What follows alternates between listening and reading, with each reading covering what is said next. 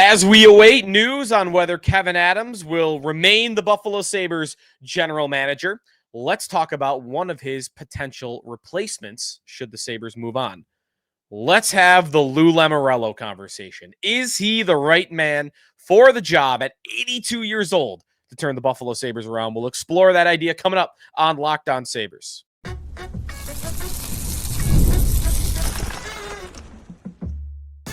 You're Locked On Sabres, your daily podcast on the Buffalo Sabres. Part of the Locked On Podcast Network, your team every day. What's up, everybody, and welcome into this Tuesday edition of the Locked On Sabres podcast. Thanks, everybody, for making us your first listen every day. We are free and available wherever you get your podcast, part of the Locked On Podcast Network, your team every day. Check us out on our YouTube channel where you can like and subscribe to the show if you enjoy it and like us watching us there. And if you want to be a part of our Locked On Sabres text club, that is available to you by heading over to joinsubtext.com/LockedOnSabres, and that is the place to sign up for the podcast text club. Sneaky Joe DiBiase here on a Tuesday. Today's episode is presented by Amazon Fire TV Stick 4K. Turn any TV into your Xbox, no console needed. Head to Amazon.com/FireTV Locked On to learn more. Sneaky Joe DiBiase on today's episode. Very excited to talk today a little bit about the general manager position and a potential big name that's available right now should the Sabres move on from Kevyn Adams. And I've had my ear to the grindstone, and I haven't heard anything about this potential meeting between Kevyn Adams and Terry Pegula about what was going to happen with his job status, and Adams kind of pointed to that a little bit during his press conference that he didn't confirm or deny whether he'd be back as the general manager. I saw Chad DiDomenicis from Expected Buffalo, who's one of the most plugged-in guys on the Buffalo Sabres, and he tweeted earlier today that he thinks that the meeting took place on Sunday. If that's correct, and we're sitting here on Tuesday, I could speculate that they aren't going to make that change, but it's tough to know.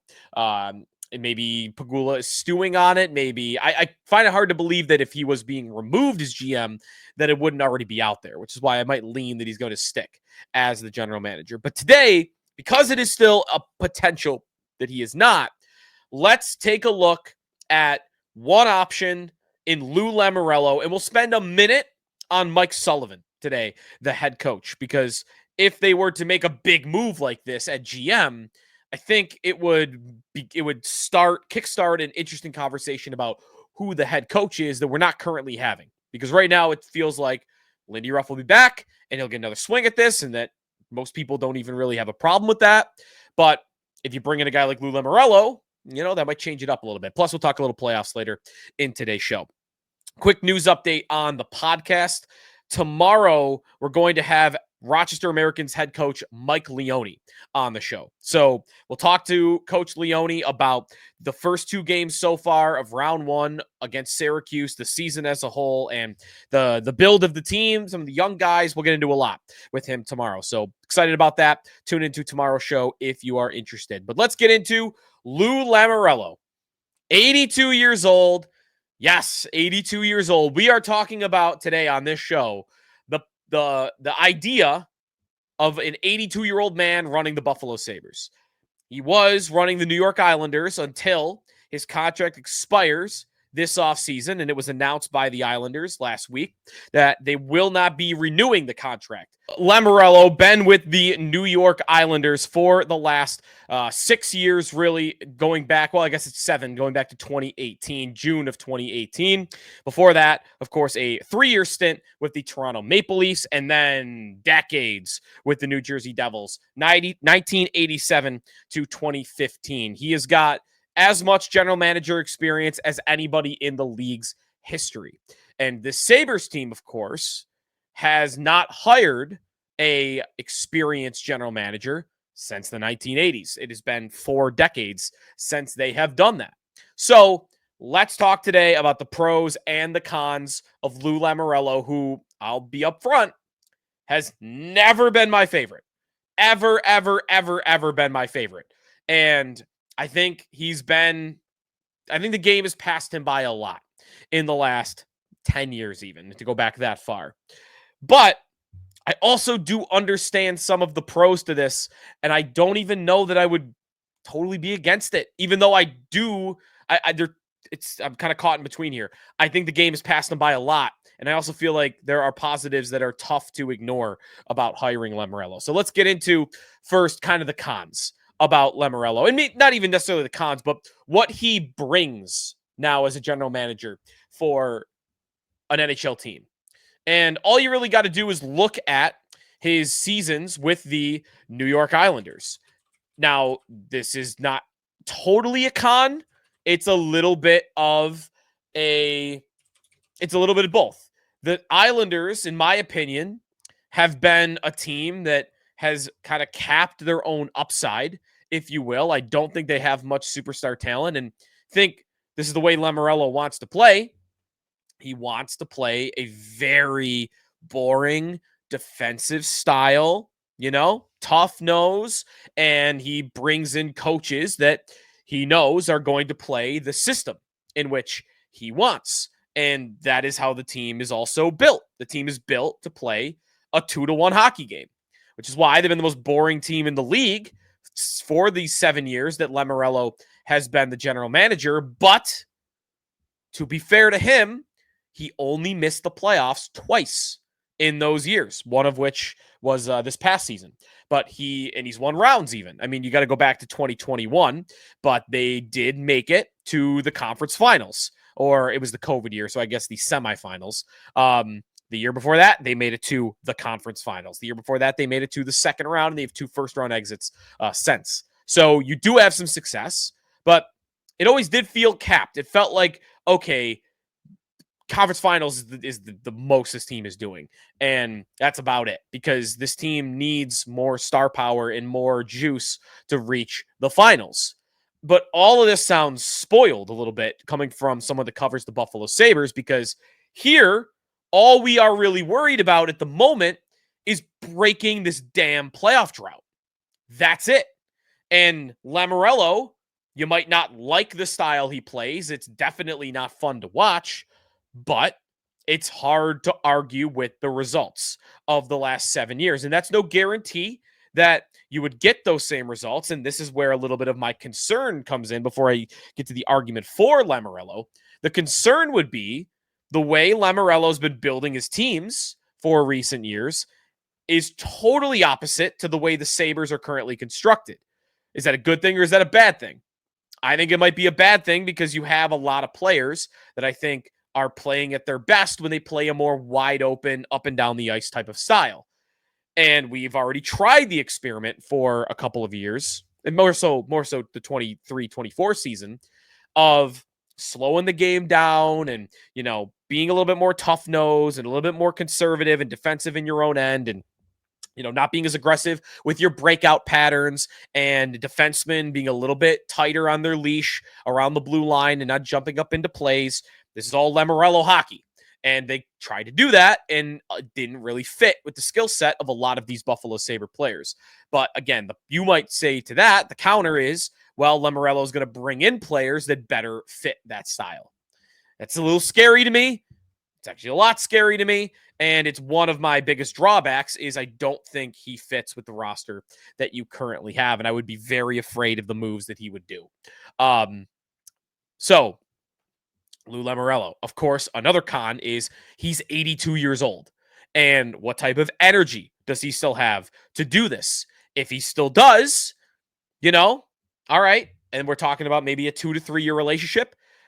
I can't imagine much more than that. How long does the guy want to work? He's 82. Does he want to work until he's 85? Does he want to work until he's 90? Does he want to just work until, he obviously can't work anymore? I don't know what his motivation is. I don't know what his energy level is. All I can see is what he did for the New York Islanders, the track record in the past. Now, one other thing to get to about his track record with the Islanders, I'm using more so his recent, tape, if you will, more than I don't really care what he did back in 1995 and 2000. Although it adds up with what I just said about the way he wants to play hockey. He obviously was the architect of the hockey team that basically ruined the sport. The dead puck era, the Devil's Trap, winning the cup the way they did, ruined the sport. And he was the architect of that team. So, I would say he hasn't been necessarily he's not a gift to the sport. He's not a gift to the sport. There have been some bad things that I think have happened, and he's partially to blame for them. So, Lamoriello, there's a lot of cons. What are the pros and the other tendencies that might get you to saying, like I am right now, like, I don't know if I hate it. I might not hate it. Get to that right in a second here on Locked On Sabres. Today's episode of the Locked On Sabres podcast is presented by Gametime. The Stanley Cup playoffs are here, and if you have never been to a live NHL playoff game, which I know can be true of a lot of our listeners, well, it's unlike anything else. The intensity, the speed, the energy in the building, it is all next level, man, especially if you check out what's going on up in Montreal. I know that's a little bit of a drive for a Buffalo fan, maybe not too crazy. All of that is true up there in Montreal. Thanks to Gametime, getting in the door is easier and more affordable than ever. Gametime is the fastest way to grab playoff tickets, even for those must-see matchups. Prices actually drop as puck drop gets closer. And with last-minute deals, you could save up to 60%. I love all those last-minute deals. Sometimes I had a game this year where I showed up to the arena before the event without a ticket. I got right in, and I didn't even have to wait at all. And Gametime ticket coverage, you're protected. Cancellation policy, job loss assurance, 24-hour return guarantee. They're super flexible with all of that. So take the guesswork out of buying tickets with Gametime. Download the Gametime app, create an account, and use code LOCKEDONNHL for $20 off your first purchase. Terms apply. Again, that's code LOCKEDONNHL for $20 off. Download the Gametime app today. Last-minute tickets, lowest price guaranteed. Sneaky Joe DiBiase back here on the Locked On Sabres podcast. We're deviating a little bit today from our exit interview series. We talked about Rasmus Dahlin on yesterday's episode. If you missed that, be sure to check it out. I think we got into a really good discussion about whether he is partner proof or not. And tomorrow we will get to a little bit more on, not tomorrow, excuse me, because tomorrow we're going to talk to Mike Leone, but later this week we'll talk to Tage Thompson, his role this last year and the position change that we've seen undergo with him. But let's get back to Lou Lamoriello as an idea. I got a quick word on Mike Sullivan and then the playoffs as well. Here is the case for Lou Lamoriello as the Buffalo Sabres general manager. And again, not somebody I like as a regular NHL GM, but what do the Buffalo Sabres need more than anything in this world? What do they need right now in the eyes of the hockey world, the hockey media, their own fans, players, everybody? They need some freaking credibility. They need credibility. And listen, there's a lot of things you could say about Lou Lamoriello. What he would absolutely give the Buffalo Sabres is credibility. And that is very different from what they've had, in my opinion, with Kevyn Adams over the last 5 years, who I don't think anybody in hockey has really treated as though he is a credible GM idea in this league. Lamoriello, it's hard to beat that if that is what you are looking for. He also is somebody that is going to make big trades and won't be afraid to trade draft picks. I mean, if you look at the New York Islanders for this show today, I'm looking up stuff about Lamoriello. So I go and look at his trades, and I also go and look at his draft history. And I'm looking at his Islanders draft history. And if you look back on the last 5 drafts, you can't even really judge it. You can't judge it because he's only made 1 first-round pick in those last 5 years. And it was this past season, Cole Yzerman. So you can't judge him yet because he's not arrived yet. And their last first-round pick before that was in 2019.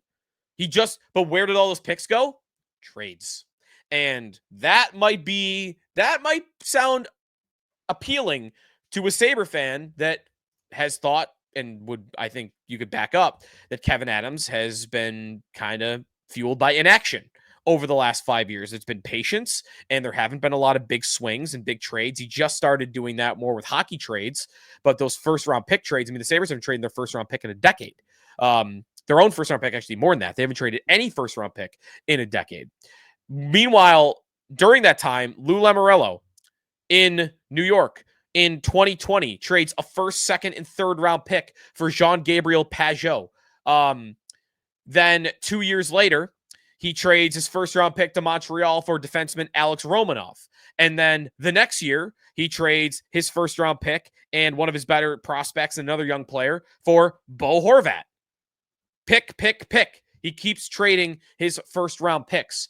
And, you know, you could debate how good of trades those are. I would actually argue they're pretty good. Pageau's a nice player. Horvat's a nice player. Romanov, like, these are not superstars, but they are players to help make your team better, and they've made the playoffs in these seasons. And the Sabres don't make trades like that. So Lamoriello would give you that. And the other thing he would give you, this is more the coach part of it. And it depends what you think of Lindy right now, how happy you are with Lindy being the head coach. I'm good with Lindy being the head coach. I don't think it'd be crazy to move on from him. You know, if a new GM were to come in the building, I don't need that to happen. But if it did, you know, I think it's defendable. If Lou Lamoriello came through and became the general manager, he could want to keep Lindy. He could want to do something else. And if he did want to do something else, it's hard to imagine that there's a coach in the league that wouldn't pick up the phone for him. Unless he's got some burned bridge that I don't know about somewhere. It's hard to imagine that they wouldn't pick up the phone. And that's been the sentiment about this team for years now. I mean, you could go, he picked up the phone at least, but you can go all the way back to Mike Babcock's, you know, turning his back on the Sabres after getting them to bid a lot of money and turning that into a bigger contract with the Maple Leafs. You can look at the reporting from last summer that had the Sabres reaching out to Craig Berube, and Berube, obviously, because Toronto was available, just kind of looked over and was like, yeah, sorry, but not interested.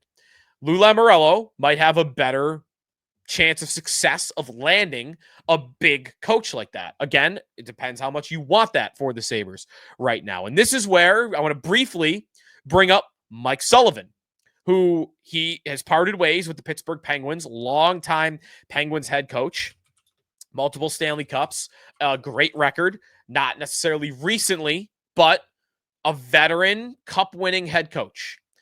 And I don't even know that they have a previous working relationship. And I actually know that Jason Karmanos, the Sabres assistant general manager, does. But it's hard for me to imagine that you would get Lamoriello as the GM and Sullivan wouldn't pick up the phone for him. I feel like that pairing, you know, it has some merit in, again, the credibility department. It's a lot, and it's not likely at all. Terry Pegula hiring a GM like Lamoriello, to me, is extremely unlikely. If they did it, though, and you got a guy like Sullivan, think of the reputation of the Sabres changing on a dime. You might not even think it'll work, but one thing they would have more of is respect. They'd have more respect league-wide right now. And by the way, before I hit a break, maybe I should expand a little bit. I want to get to some playoff talk, but maybe I should expand a little bit on why I think it's extremely unlikely that Terry Pegula would hire Lou Lamoriello. And it's for one simple reason. And it goes back to what Pegula said about Jason Botterill 5 years ago now, the last time he did a press conference or / interview talking about the Buffalo Sabres. It goes to the way he conducts himself and operates with the Buffalo Bills. What he said about Botterill was he didn't feel like he was being heard. And that is something that you hear from the Bills a lot. Brandon Beane, Sean McDermott, how Terry's always involved in the conversation. Terry likes to be in the conversation. At least that's how it sounds. And Lamoriello, doesn't feel like you might be in every conversation. He's the control guy. It's his show. The curtains drop. It's the Lou Lamoriello show if he is your general manager.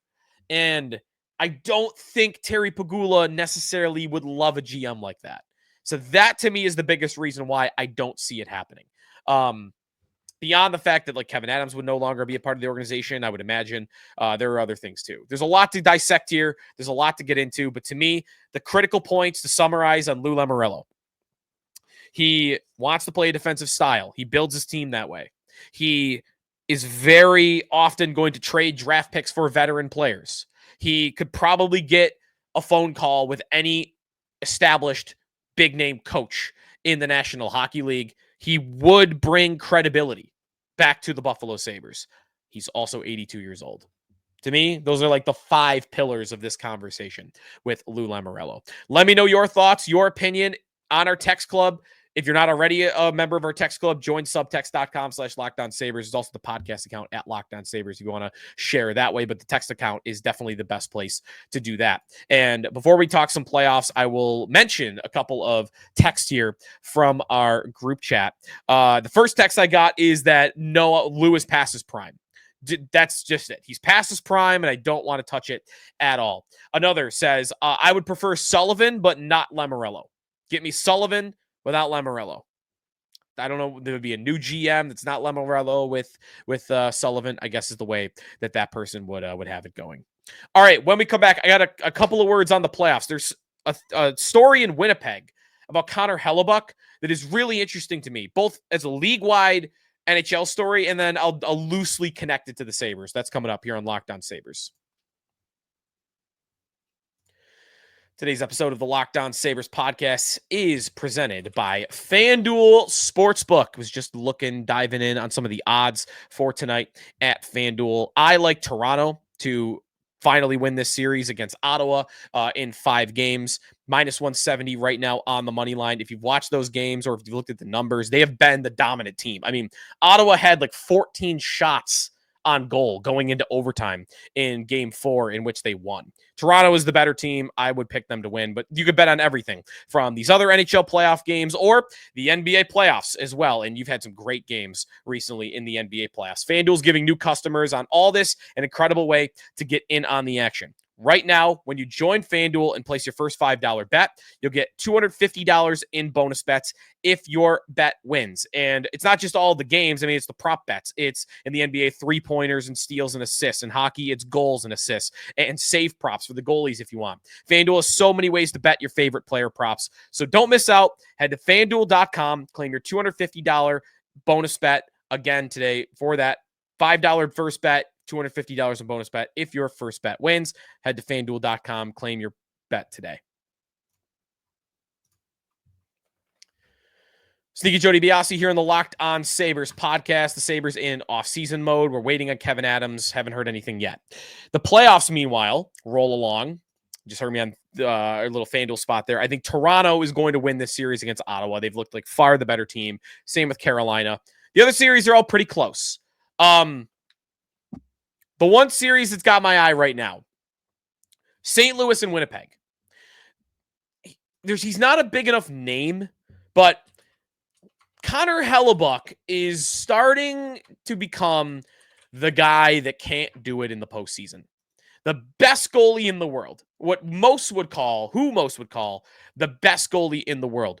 Back-to-back William Jennings Trophy winner, Vezina Trophy winner last year. He won the Vezina a few years before that. I mean, the save percentage numbers have been unbelievable. 925 this year, 921 last year, 920 the year before that. He has been the best goalie in the world to me, almost undoubtedly for the last 3 seasons. You could nitpick, you could throw another guy's name into there, Jake Ottinger, Andrei Vasilevsky, or other guys that have had their hats thrown in the ring in recent years, but it's Hellebuyck. And Hellebuyck, he gets pulled again the other night. Back-to-back games that Connor Hellebuyck has been pulled.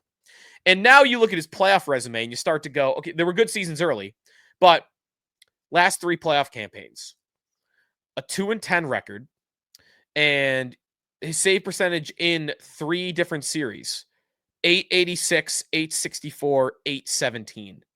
Remember, compared to 3 years where he was all above 920 in the regular season. So, couple of thoughts I have about this. Because it's a story in that he also didn't just get pulled. He got pulled and he didn't return to the bench, which it's kind of a no-no, I feel like, in hockey culture. This year, he played a league-leading 63 games. Last year, 60. Year before that, 64. He has generally, throughout his career, been somebody that plays north of 60 games, which is not necessarily that common anymore. I think more often you will see starting goalies in the NHL play closer to, 50 to 55 games is more going to be their number as to not completely wear them out. In the last 3 years, Hellebuyck has started the most games. Only UC Saros is really even right there with him. Saros at 185, Hellebuyck at 186. That's both of those guys have 10 more than anybody else in that amount of time. So what you're looking at Hellebuyck maybe is a workload issue. It could be. I would want to see more studies about that and how games played in the regular season, how that impacts goalies once they get to the playoffs. But it's a theory, right, that he plays poorly in the playoffs because he plays a ton in the regular season. The other thing would just be that he's a choker. He's the guy that just can't show up in the big moment. And that honestly might be fair. That might be fair. I mean, he's not earning the right to have that not said about him because of how poorly he's played, especially in the last 2 games against the Blues here. So interesting to track. If I'm the Jets next year, I think I probably play him more like 55 games and try that and see how he plays any differently in the playoffs. But the not returning to the bench thing, again, here's the loose Sabre connection. This is a player that we talked about 2 years ago on this show when he didn't have a contract and he was going into the final year of his deal. And we talked about him as a trade idea. I remember even getting into a debate with fans on the fanciful trade idea of trading Devin Levi straight up for Connor Hellebuyck. And I think I put a poll up on Twitter and most Sabre fans said no, which blew my mind. Like, I'm as high on Devin Levi as anybody. And no, I would take the best goalie in the world. Absolutely. And not even think about it. So we talked about Hellebuyck as a trade idea then, but then he signed his contract and you haven't heard a peep out of me about him since for the Sabres. Just throwing it out there. Root for it to get ugly. Root for it to get ugly. Root for the Jets and Hellebuyck to go to war with each other. It'd have to be based something on they're not happy with the way he would be, operating behind the scenes and not returning to the bench, stuff like that, off the ice issues, combined with the Jets maybe being frustrated that he can't perform in the postseason. And you have to give up a massive haul for him. So, it's not something I am nearly ready to have an in-depth conversation about just yet. But just know it's a thought I've had in the back of my mind. Just a thought. I wonder if that could get ugly enough. Not even to have the trade be probable or possible even, but can that get ugly enough in Winnipeg to have us talking about Hellebuyck this offseason? Because the Sabres need a goalie. And I'd be trying to spin Luukkonen, and I'm already daydreaming about Luukkonen. What would the trade be? Luukkonen, a first-round pick, and you're going to have to throw in a really good prospect. Maybe it's Oslin not good enough? Noah Oslin might not be good enough. Maybe Kulik. I know, that hurts, right? Lindy loves Kulik, but you're getting the best goalie in the world. Luukkonen a first and Kulik. Just a thought. That's my first spin at it. First swing at the plate. So I'm only down 0-1 in the count. Yeah. Let me know your Hellebuyck trade ideas too if you want. I don't know if I'm ready though. Honestly, I don't know if I'm ready yet to have that conversation in depth. We'll see what happens in the rest of the series. No game tonight in that series. That'll be tomorrow. Tonight you got 4 games, but none of which are that Winnipeg St. Louis series. Tonight the best one definitely the Toronto series against Ottawa. All right, that's going to do it for us today here in the Locked On Sabres podcast. Thanks, everybody, for listening. Come back tomorrow. We'll be talking with Mike Leone, head coach of the Rochester Americans, as they're up 2-0 in their first-round series against the Syracuse Crunch, and that gets rolling again this weekend.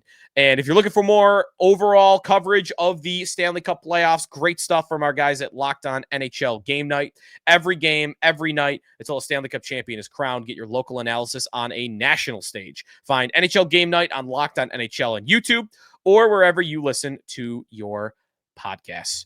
Thanks for listening. We'll talk to you tomorrow. Talk some Amherst with Mike Leone here on the Locked On Sabres podcast, part of the Locked On Podcast Network, your team every day.